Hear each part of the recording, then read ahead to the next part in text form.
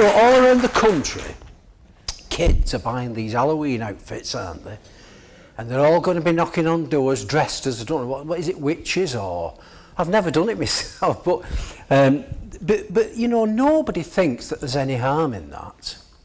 Nobody, at least of all the kids that do it, they just do it for the sweets. You know, they've got no idea what the strategy is or the power behind that. But you know, the occult these days is more acceptable in people's lives than it's ever been.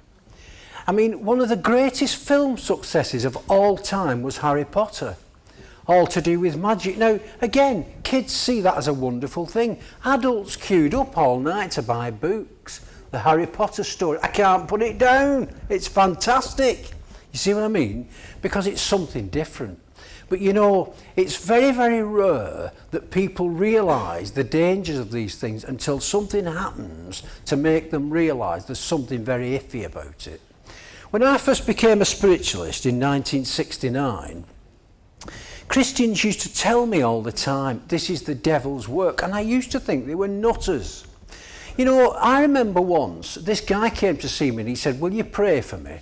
I need healing. And miraculously, he got better.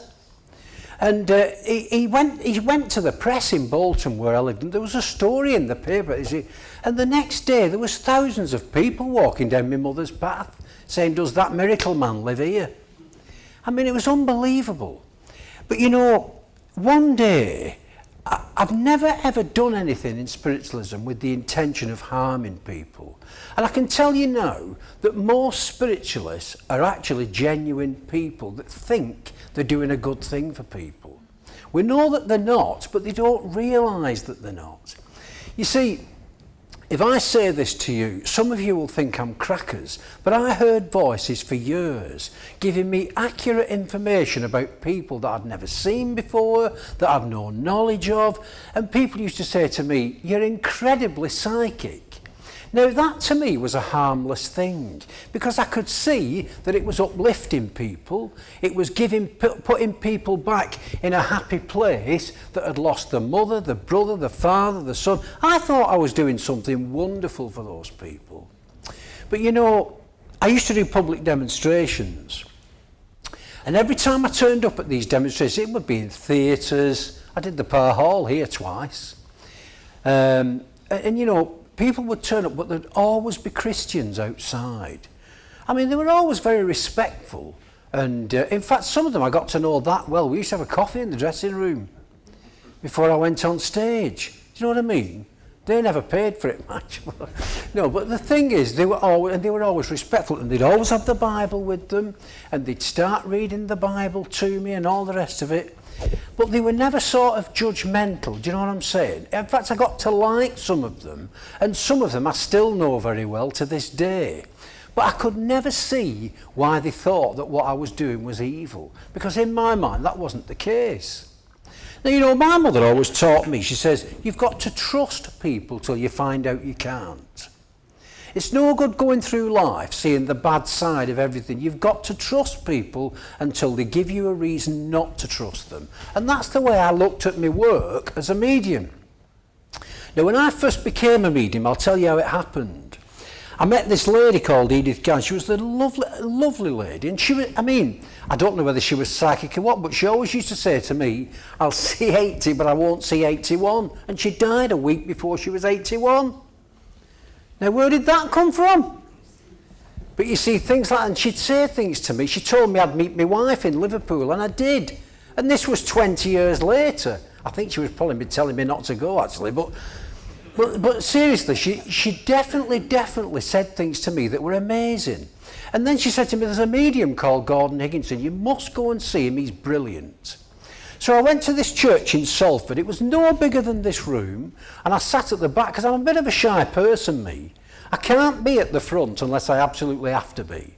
So I'm sat at the back there, and as soon as he walked on the stage, he said, I want to talk to that young fellow there, because I was young then. And he said, why can I see the island of Lindisfarne with you?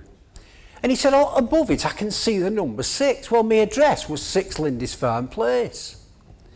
So I thought, you know what I mean? If you don't know about the dark side of it, it's very impressive. It's very impressive. And you see, because these things are sometimes so accurate, people believe it's coming from the source that they're being told it's coming from.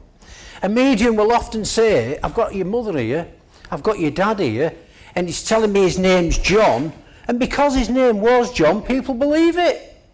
Do you get what I mean? Because they've had no experience to tell them it's not true. Now I'll tell you what, this is cutting out a lot of years this, but I'll tell you what happened to me to make me doubt it. Apart from the fact that I was meeting all these Christians that were saying, look, what you're doing is wrong. I'm trying to stop you here from going to hell. Come and have a cup of tea with me and we'll have a chat. And I spent half my life in vicarages. And this particular day, I'm doing a reading for this woman in Wigan, and I've been to this house several times. This is cutting out a lot of years, this. But when I was doing these, I always used to record them on a tape, because people often ask me to do that, but I never ever used a tape that had already been used. I only ever bought them as I needed to buy them. And I always unwrap the tapes in front of people so they know or knew that it had never been used before. So this particular day, I've done 6 readings and I get to the very last one and it's this lady that I knew. And there's just me and her in this room and we're sat across a table from each other like that with a little tape recorder on it, and I'm talking away so everything's fine. And then when I've been home about 2 hours, she rang me and she says, you've got to listen to this tape. She said, it's so clear, I'll play it to you over the phone. And there was a man's voice on it, and it was the foulest voice I've ever heard in my life. He was swearing, he knew my name, he knew her name. There was nobody else in the house but me and her. And this was a brand new tape, so I thought, where did that come from? Now, it started to worry me then, because this woman was devastated by this. In fact, she's never rang me since. You see what I mean? Because something had happened that had terrified her, and she knew that that couldn't have been trickery because there was nobody else there. Do you see what I mean? So that made me question things. Now, I would go to other mediums that I respected for advice, and they'd say things to me like, well, you know, because there's good and bad in the spirit world, occasionally you're going to come across the odd duffer, just like you would in this world. I thought, well, that's logical. Because, you know, there's bad people in this world, and I was always taught in spiritualism that there are in the other world. And they used to say, well, you know, if your personality is dreadful when you're here, it'll be the same 2 minutes after you've died. So I just believed people carried on as they were.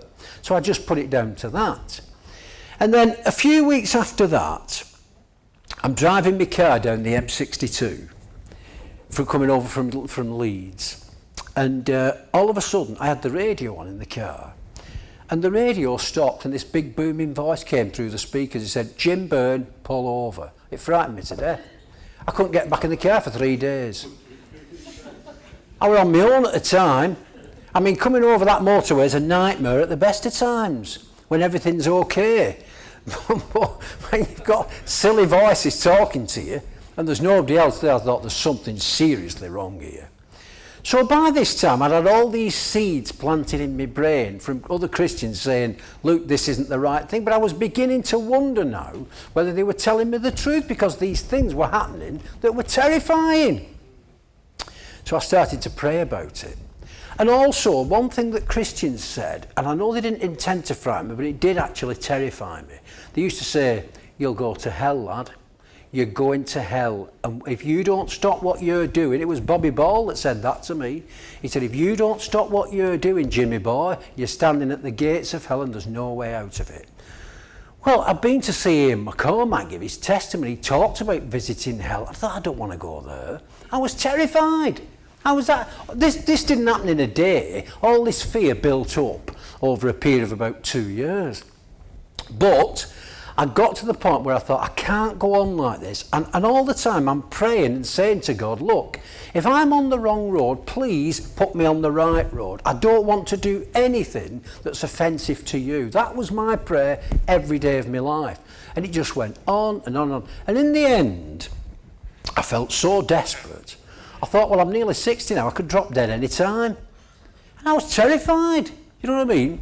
So anyway, this particular day I walked in my house and I just fell down and kneeled down at the side of my bed and I said, Jesus, if you're as real as people say you are, you've got to sort this out. And all of a sudden I felt this incredible feeling of peace come over me. It's like somebody opened the top of my head and took all the negative vibes away from me. And just, it's incredible. The best way I can describe it, it was just like a feeling of all the dirt being washed off you. Do you know what I mean? That's the best way I can describe it. And I just knew that that was the presence of Jesus because I prayed to him. And anyway, I saw him twice after that, but I didn't actually see him that day. I just felt this overwhelming of peace and love. Anyway, so at the time, a little bit later on, I was having financial difficulties like most people do, but I got to the point where my house was going to be repossessed. And I've got 4 kids and I'm skint and nowhere to go. So I'm quite worried by this time, as you can see. Now, when I saw this, what I'm going to tell you now I actually saw. I mean, I'm not a great sleeper anyway. I'm walking about at 2 o'clock in the morning often. But this particular night I'm up, but I'm worried about this thing. I thought, what am I going to do? So, as I'm sat there thinking about this vision appeared in front of me of a big black hole. It wasn't a dream, I was wide awake. I saw this massive big black hole. And all of a sudden this man in a long white robe and a red sash with a lamb under his arm appeared in front of me. And as he appeared, this hole was a big circular thing. And as he appeared, the whole top of it lit up. Light appeared everywhere as this man stood in front of me. And he's got this lamb under his arm and he's slowly walking round this hole. And I feel like I'm up above this hole looking down it. I didn't feel frightened, but I thought to me, and all I could see when I looked down this black hole was thick black cloud. And I thought, well, you know, that's some place I don't want to be. And then all of a sudden he looked at me, this man, and he said, I will never let you fall down that hole. 3 days later I got a tax refund for £8,000 and it got me right out of a mess like that. Now that was the first thing. When I had all this fear of going to hell, I could see again this man appear in front of me. It was the same man that I'd seen before. I'm not exaggerating, he looked a lot like the Beatles in 1969. His hair was here, do you understand me? He had a big smile on his face the second time I saw him. And he stood in front of me and he's got this lamb and he sort of swung it round and he's doing this. As if to say to me, this is, I've got you. You don't need to be worried about this. But he's not laughing, but he had this massive smile on his face. As if to say, don't be a silly boy, stop worrying about this. And then all of a sudden this big round stone appeared at the side of him. I'm telling you, it was huge. And he just rolled it away like that with his hand. It would have took 60 fellas, you know, normally. He just rolled it away like this. And when I looked through this hole, I could see another world. I could see things like flowers, trees, rivers, plants, and it felt delightful. And I remember thinking to myself at the time, I'd love to have a look in there. And just as I'm in my mind approaching this hole, he closed it up. And he said to me, that's where you're going, but not yet. I'll tell you something, Jesus, absolutely incredible. And do you know what? Of all the years that I've had fear of doing the wrong thing and all the rest of it, and I've got to be honest, since I became a Christian, I've been tempted to do it again, for reasons which I won't go into, but that is the truth. But the point about it is, all these judgments that were made against me by other Christians saying to me, you know, you're going to go to hell. Jesus took all that fear away in 1 second like that. In a split second. No matter how many conversations I've had with people about it, the fear never went away until Jesus came, went like that and it all disappeared. Now, you know, I would never be ashamed to stand up anywhere and say to people, Jesus is real. All the spiritualists that I've known think I'm round the bend. They now think I'm mentally sick because I've become a Christian. Do you understand what I mean? So Jim Byrne, a Christian. They can't believe it. But you know, it's based on the fact that Jesus came to me after I asked him to many, many times. And that's all we've got to do. I'll tell you another story as well. I'll come back to that in a minute. This was amazing, this. This woman I know, she rang me up one day. I've known her for 30 odd years. And she said, I've found these lumps, she said, and I've been to my GP and he thinks they're a bit suspicious. And he's arranged for her to have all these tests and go and see a specialist and all the rest of it, which is a terrifying thing, isn't it? But nevertheless, she's got kids and she's terrified that she's going to die. She rang me up one Saturday afternoon and she said, listen, will you pray for me? Because she said, I need to get rid of this problem. So as I'm praying for her, I could sense this man again, but he was stood in the corner of the room. And he was sort of leaned on the wall, very sort of casual. And do you know, when he spoke, he's got the deepest voice I've ever heard.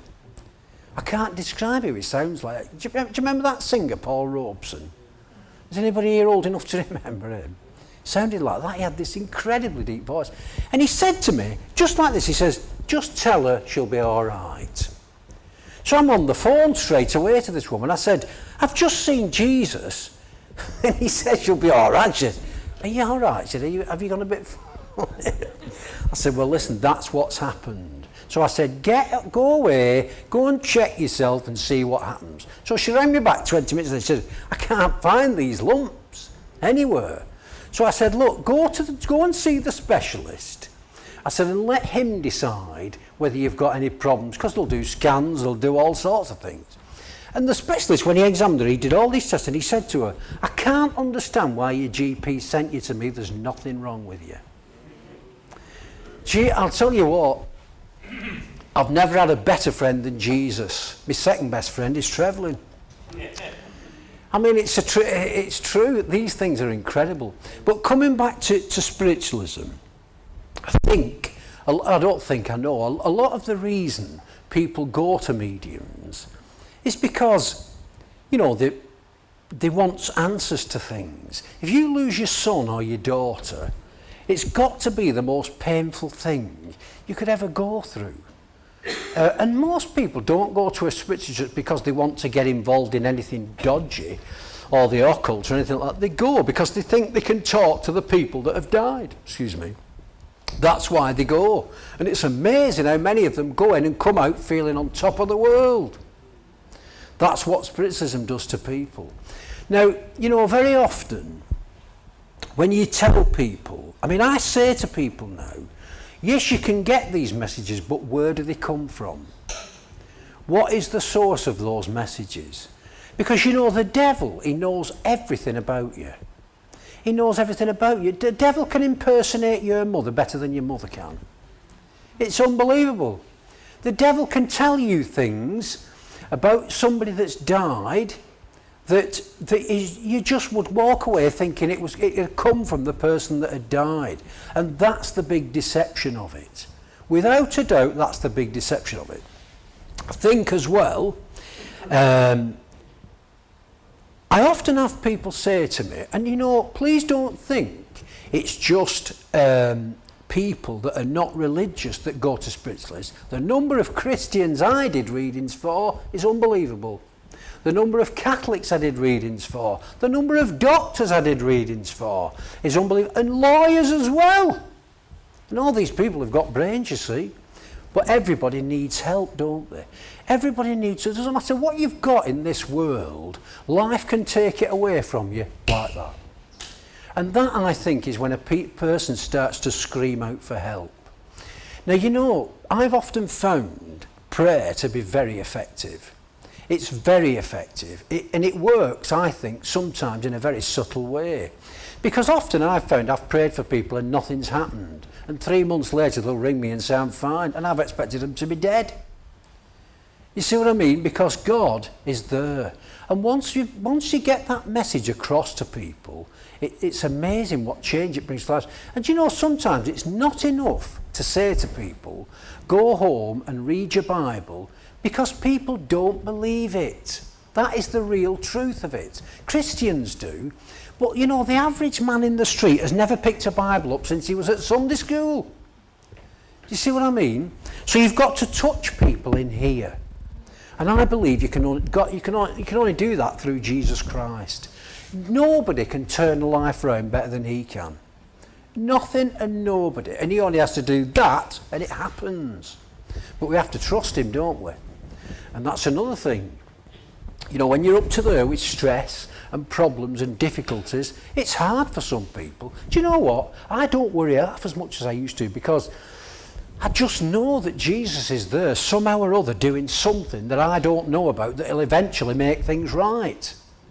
I believe that totally. And in that has given me greater joy than being a spiritualist or a medium ever did.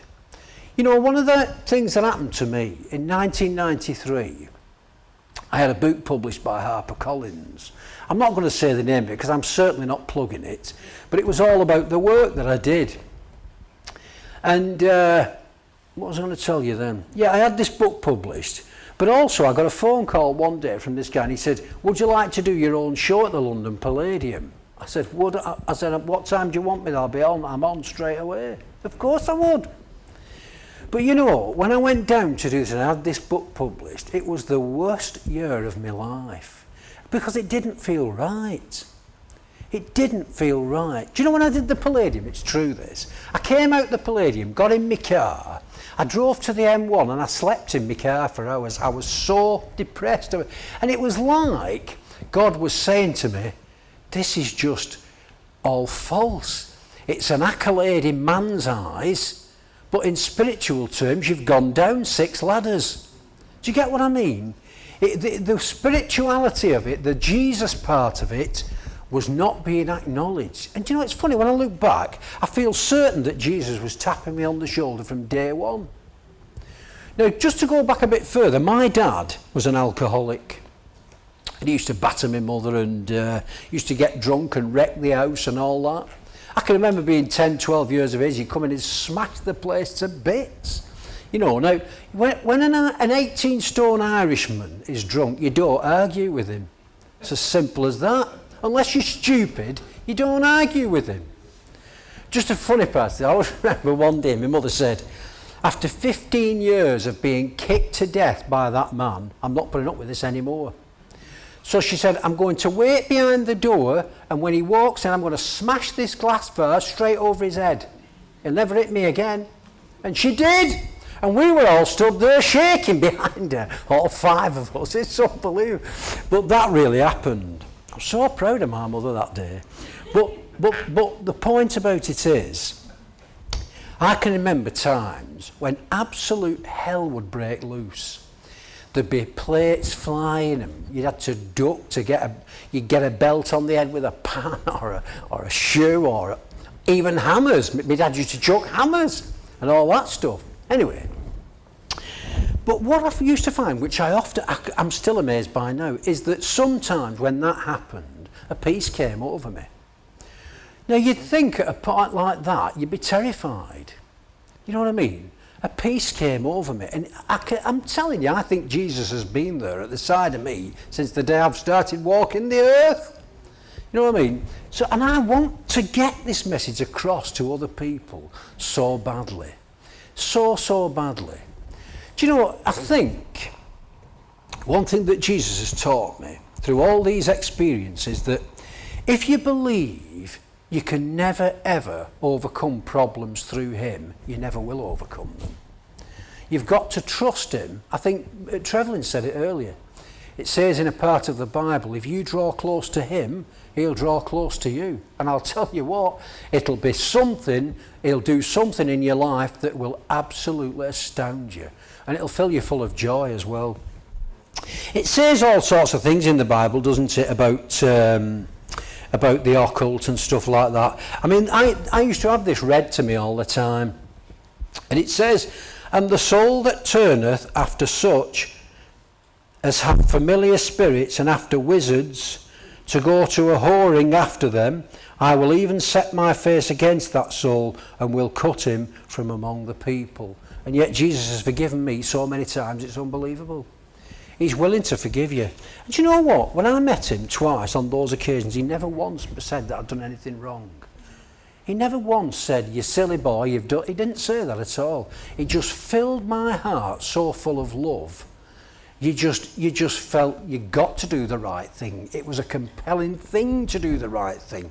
And you know the other wonderful thing is that when that happens to you, you just know. It doesn't come to you in words. Somehow God speaks to your soul. And when that happens, everything changes. You know, people think that Ouija boards, you used to be able to buy them in Smiths, I believe. I've never ever owned one, but I know you can buy them in Smiths, and people actually use them. The number of times people say to me even now, I had a good session on Ouija board last night, got in contact with my great-granddad, and all this, spelt his name out and where he died and the fact that he was an alcoholic and all this. People say these things to me, it's not real. I always remember once this woman rang me up, she said, my daughter was on a Ouija board last night and it told her she was going to be killed when she was 18. I said, how old is she now? She said, 17. Well, you can imagine, she was terrified. As it happens, nothing happened. She wasn't killed at all. But the point about it is it's a fear thing. This is what the devil does. You know, I used to many a time feel this overwhelming fear come over me, and I never knew why. Yeah, I mean, sometimes if your stomach turns over, it's because you're worried about something or you're somehow trying to sort a problem out in life. This used to come over me for no reason, and I used to think, what is that? What's going to happen? It felt really frightening. It's the devil. It's the devil. I'll tell you another trick the devil played on me. I've been away for 2 weeks. It's a true story, this. I've been away for 2 weeks. And when I came back, I'm checking all my messages on my answer phone. There's a man's voice on it, and it said, give me a ring. But he didn't leave his name or his number. So I thought, he must think I'm psychic, this fella. Because I didn't know how to get... I didn't know who he was even. So he said, give me a ring. So I thought, this is strange. So I got in touch with BT and I said, listen, I've got this call here. Can you possibly tell me where that call came from? So they got in touch with me a couple of days later and said, yes, it came from a Bolton number it was. So I rang this number and this woman answered the phone and I said, is your husband in? She said, he's dead. I said, well, is there a male person lives at this number? She said, no, there's only me lives here. So I started to, and as I started to tell her the story, she said to me, are you James Byrne? I said, how do you know that? She said, you did a reading for me about 14 years ago, and I remember your voice. So I thought, well, that's weird. So then I started telling her what had happened. She said to me, well, I'm quite willing to come and listen to that voice, but she said, I'm telling you, it didn't come from here. She said, because my husband died in April. So when she came to my house, I took her and I said, there you go, listen to that. She said, that is my dead husband's voice. How do you account for that? Now, it's unbelievable, you know, you think, how can that be? It just shows you that Satan, if you open a door to him, he can totally take you over if you let him. He can totally take you over. You know, I've known mediums in the past that have said, I can do materialisation seances, me.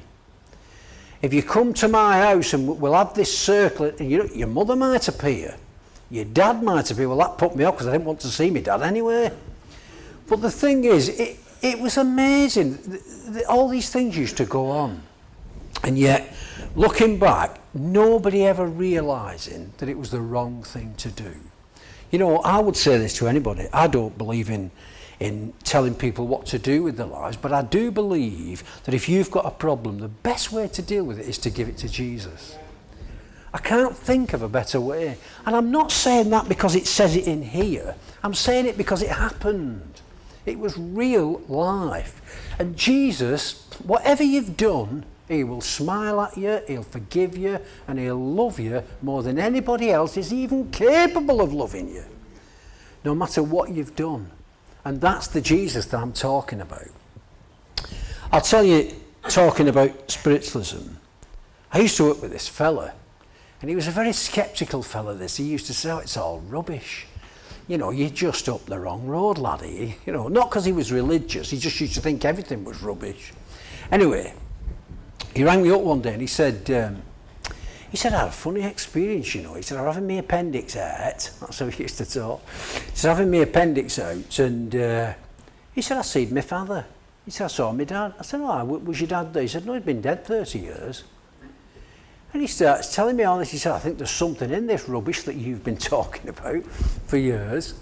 But he told me that his dad said to it, his dad said something to him that totally changed his life. Apparently, his wife had lost some jewellery or something. And he says that in this near-death experience, his dad told him where to look for it and he'll find it. And he did. He found all this jewellery. They'd been missing for years. So he's totally hooked by this time. I met another, this is how the devil works, you see. He approaches people in a very humane, gentle way.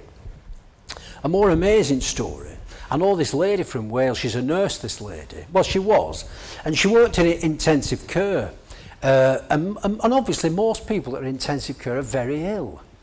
And some of them pass away even. But she said this guy came in one day and his hand was all closed up, and the doctor, he had a heart attack, it was nothing to do with his hand. And the doctor that was working on him, he said, oh, that's a withered hand. It's not arthritis, it's what they call a withered hand. He said, and usually people are born with them. It's like a physical disfigurement thing. Anyway, he's got him round, this doctor's brought him back to life kind of a thing. And, but when he looked at him, his hand was open. And this doctor couldn't believe this. So he said to him, what? He asked him about his hand. He said, and he's 63, this guy. He said, I was born with that hand. He said, and he's like this. He said, I just can't believe it. He said, it's never been open in my life, this hand. And he said, what happened was, when he collapsed and had this heart attack, he said, I saw myself looking over a stream. And he said, as I looked over this stream, I saw my dad smiling at me at the other side of this stream. And he said, all of a sudden, this fella appeared next to him, and he looked a bit like John Lennon. He had long hair and all this business, a long white robe on. And he said to him, he said, listen, he said, I want you to go back, but he said, before you do, come here. And he walked over to him and he just touched his hand like that. And when he woke up, his hand was perfect. There's definitely a Jesus, I'll tell you that. There's definitely a Jesus. Do you know what? If a person turns to mediums and necromancers, whoring after them, Jesus will turn against them. But you know, I think that it doesn't make Jesus angry, it devastates him. I think he loves people so much. He's not the condemning Jesus that some people say he is, you know. I believed for years I was going to hell and damnation with no chance of rescue. And after 2 seconds of knowing Jesus, all that disappeared. It's love. Love is the key to it all. Do you know what? I'll tell you something else too. A man or a woman, I'm reading, quoting the Bible here, it says, a man or a woman who is a medium shall surely be put to death. They shall be stoned with stones. I mean, that's frightening, isn't it? And the blood shall be upon them. Now, I just think that's dreadful. And I know that when I tell other mediums about it, they just don't believe me. Until something happens, and it will. It took 30 odd years for me to realise that something was wrong. Now, just to come back to this voice on this tape, I can't tell you what it said because it was so rude, and that's putting it mildly. I mean, it would make Byrne and Manning look like Mother Teresa, you know. It was dreadful, absolutely dreadful. But I know that there's definitely, that's the devil. That is the devil. Once the devil gets hold of you. But you know the truth is, I don't think the devil's got any power over anybody. I think he's just got the power to frighten people. He's got no power whatsoever. I could tell you stories all night about houses I've been to where there's been witches' covens and all sorts of dreadful things have happened. You know what I mean? And it's just amazing. But anyway, the thing is, Jesus is the power, because once he comes along, the devil's obliterated. He's nowhere to be seen. I can honestly say I've never felt that fear and that anxiety since Jesus came along. I mean, I say when Jesus came along, I think he was always there. It was me that shut the door on him. And that's what we do as human beings, isn't it? Do you know what I always say to people, me? And I say this because through being in the presence of Jesus, this is what I felt at the time. It's far better to judge yourself than judge other people. People tend to get pleasure, I think, out of hurting other people. And it's a bad thing.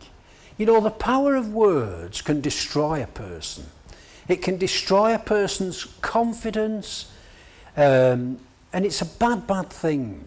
If you love a person, not only is it good for them, but it lifts you 2 steps up as well. Giving is, believe me, giving is the way to live.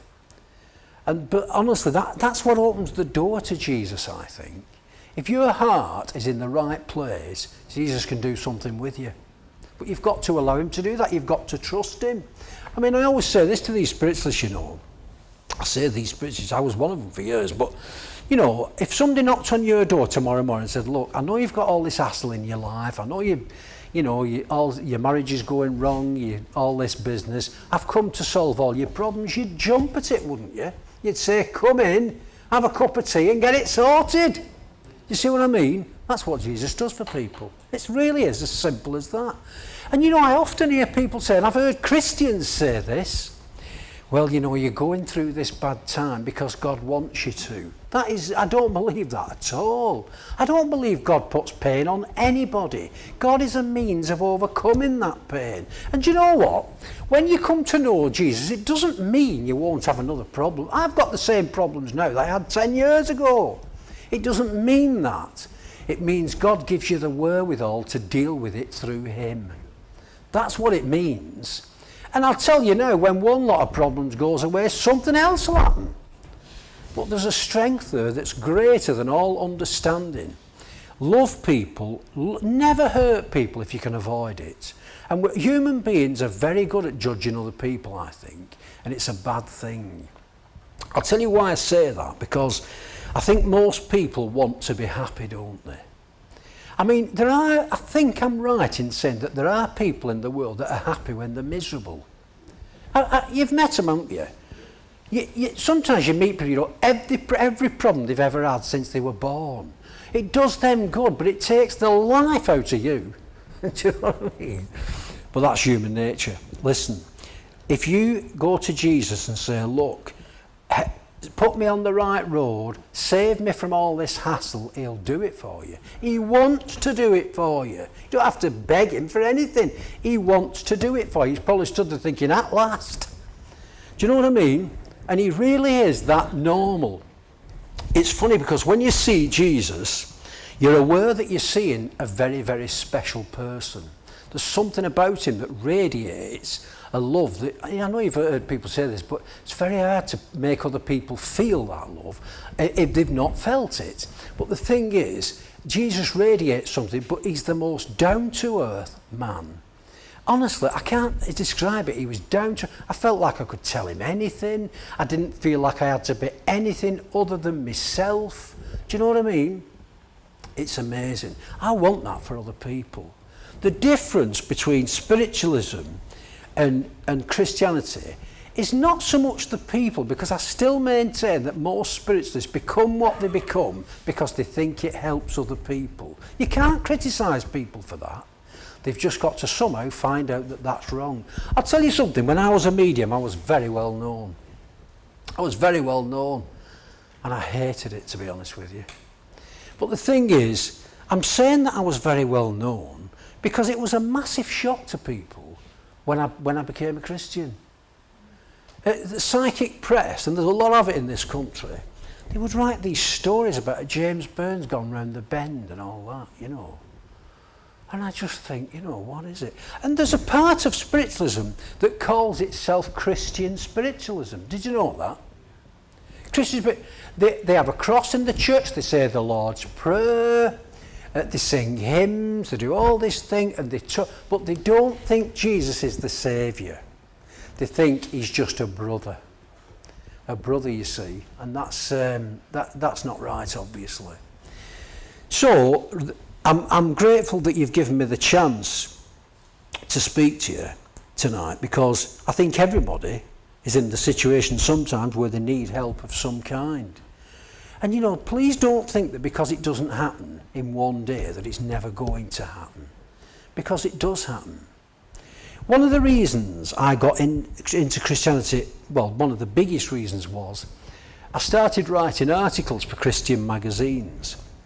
And the editor used to say to me, you can write about what you want as long as it's to do with Christians or Christianity. And I thought, well, I'll write about comedians because I love comedy, you see. I love comedians, you know what I mean? Because I've been surrounded by them all my life. I don't mean that sarcastically. I have been surrounded by comics all my life. So I've got a fascination for them. And I mean, I have a great admiration for anybody that can go on a stage at 11:30 at night and absolutely slaughter an audience. That is a skill to me, a gift to be admired. So anyway, I thought, well, I'll contact all these Christian music like Bobby Ball and Jimmy Cricket and all these people. And they all said, yeah, come round, have a cup of tea, we'll have a chat kind of thing. And every single one of them said to me, what have you done with your life kind of thing, you see? I said, oh, I'm a psychic, you know, I've been all that. But they were showing me the door as quick as they possibly could. You know what I mean? But it was Bobby Ball, really, that said to me, he gave me a good talking to him, in the nicest possible way. He says, you know, you're standing at the gates of hell here, lad. And he stayed in touch with me, and he sort of led me as much as he could. Do you understand what I mean? And in those days, because I rated him so highly at what he did, I listened to what he said. I think God put me in front of him because it made me listen. Because Christians had said what he'd said to me a million times before. It just went in one ear and out the other. You know, they used to turn up at venues and they always sang There Is a Green Hill Far Away. And I used to think to myself, I wish you were on it. Do you know what I mean? It's a strange thing, really. But I'll tell you now, I thank God for those Christians. I thank God that they planted a seed in my head. It took years and years to grow or to become anything. But when it did become something, it led me to, I'll tell you, I'm filling up just thinking about it. It led me to something that was just absolutely amazing. And I want that for other people. You know, when you see preachers and people that people attach a lot of importance to, they are no more special to God than you are. Believe me, they're no more special to God than you are. Sadly, a lot of people would have you believe differently, but it's just not the case at all. And I'm terribly sceptical when people say, if you send me $1,000, a miracle will happen. I don't believe it. Do you know what I mean? It's about love. It's a simple, simple thing. There's nothing complicated about it.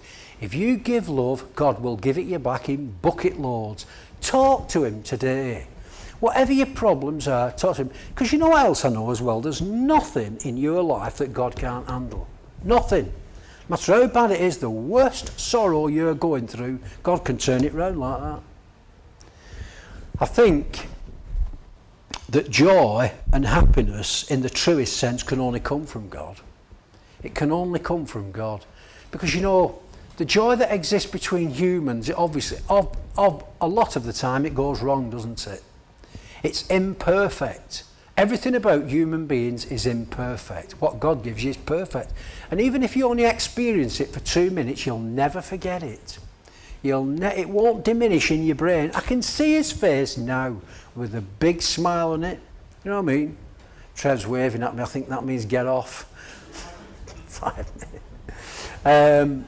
So you know, that's what I'm so grateful that I've been able to explain that to you. I've got a feeling as well, a lot of fear is generated. Do you know what I mean? A lot of fear is generated by other people, not by God at all. God does not put fear in anybody's heart. Not at all. God is the reason for that fear going away. And you know, the devil is so crafty.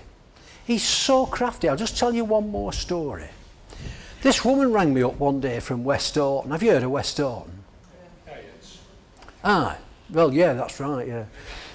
And she rang me up one day and she said, there's something in my house. I said, what's it like? She said, it's very, very hairy and frightened. She said, I think it's an animal. So I'm going up there, like, and I'm thinking, what's going to happen here? Now, this woman, she had 4 parrots. And these parrots, she said, they're wonderful. And she could let them out the cage to come and sit on your arm and have a chat with you, swear at you all the time. And this, but she said, when this presence comes, this evil presence, the parrots go berserk. They're screaming at the top of their voices. And she said, they're aware of it. So I said, where does this happen? She said, it's usually in this room here. So I said, Luke, leave me on my own in that room. I mean, I didn't really want to, but I said, leave me on my own in that room and we'll see what happens. So she went out and I just prayed. And all of a sudden I felt something thumping the back of the chair that I was sat on. And I could feel this hairy thing on the back of my neck. Seriously, I'm telling you the truth. It felt like a gorilla's arm or something. It felt really, really frightening. And it was pushing me all the time. And I know this sounds balmy, but it was like it was taking a run at me to kick me out the chair. So I just sat there and prayed and I said, get out of this house now in the name of Jesus. And it stopped like that. It just stopped like that. So I brought this woman back in. I said, you won't have this problem anymore. I said, Jesus has just taken this problem away from here. So I said to her, how do you think that happened? I said, what brought that experience about? She said, well, there's 3 witches live next door to me.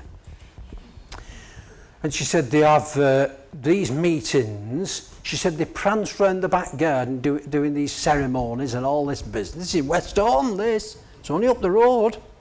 So she said, I think it's come from that. She said, I've never done anything in this house connected with spiritualism or witches or anything like that. But this thing was so real. And I could feel it, physically feel it. And the aggression that came from it. But do you know what was weird?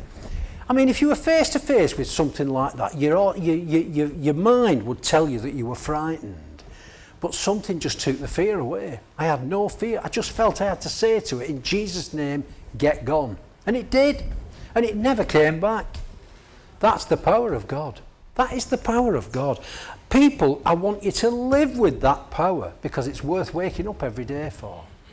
Do you know what I think as well? And I found this to be true.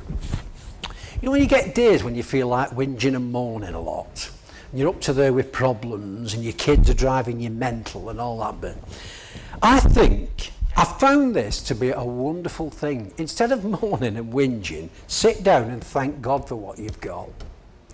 Praise God in every difficult situation and he'll take it away from you.